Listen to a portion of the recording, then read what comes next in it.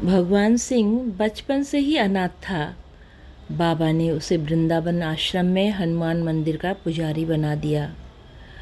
अंत में उसे श्री संकट मोचन हनुमान मंदिर लखनऊ का पुजारी बनाया, जहां वो सुखपूर्वक जीवन व्यतीत करने लगा। बाबा के महाप्रयाण के बाद वह इतना दुखी हुआ कि उसने गोमती में छलांग लगाकर प्राण त्यागने का निश्चय कर लिया। बाबा उसके लिए सब कुछ थे। उनके बिना उसका जीवन निरर्थक हो गया था। अब क्या करेगा जीकर। बाबा उसके अंतर्मन की व्यथा को समझ रहे थे और उसके जीवन त्याग के निश्चय से भी अवगत थे।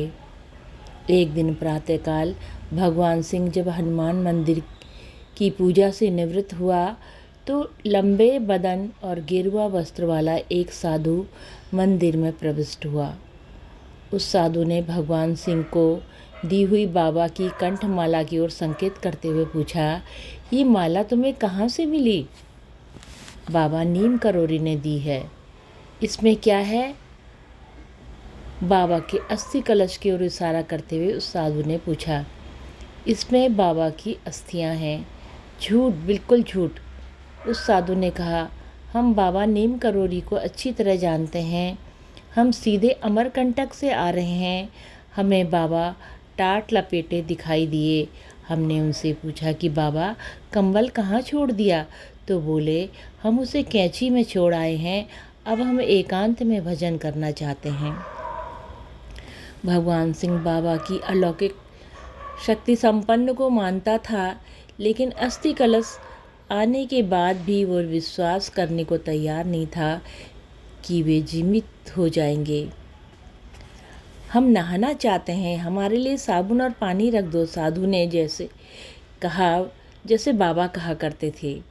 भगवान सिंह बाजार से साबुन की टिकिया ले आया, नहाने के लिए पानी रख दिया। फिर जब उसने साधु को नहाने के लिए प्रार्थना की तो बोले, तुम हमें नहला दो। भगवान सिंह ने साधु के ऊपर पानी डाला और जैसे ही साबुन लगाने के लिए तैयार हुआ, साधु बोले, साधु साबुन नहीं लगाते हैं। भगवान सिंह को बाबा की याद आ गई। वो भी ऐसी ही बातें किया करते थे। उसने कहा, आपके कहने से ही मैं साबुन खरीद के लाया, अब मैं ज़रूर लगाऊंगा। जब भगवान सिंह उन्हें नहला रहा था तो उसने देखा कि वो साधु भी नहाते समय वैसी ही हरकतें कर रहा था जैसे बाबा किया करते थे। बाबा की इस लीला से वो भ्रमित भी हो गया। नहलाने के बाद भोजन कराया और विदा करते समय पूछा, आप कहाँ ठहरे हैं बाबा? आपके दर्शन अब कब हो सकते हैं? हम पास में अमीनाबाद में हनुमान मंदिर में पड़े रहते हैं। वहाँ का पुजारी हमारी बड़ी सेवा करता है। तुम कभी भी फुर्सत में आकर मिल सकते हो, साधु ने उत्तर दिया। उसी दिन दोपहर के बाद मंदिर बंद कर भगवान सिंह अमीनाबाद स्थित हनुमान मंदिर गए। वो साधु मंदिर में कहीं भी नहीं दिखाई दिया। भगवान सिंह ने मंदिर के पुजारी को साधु की हुलिया बताई और उनके बारे में पूछा। पुजारी ने बताया कि इस तरह का कोई साधु यहाँ नहीं रहता।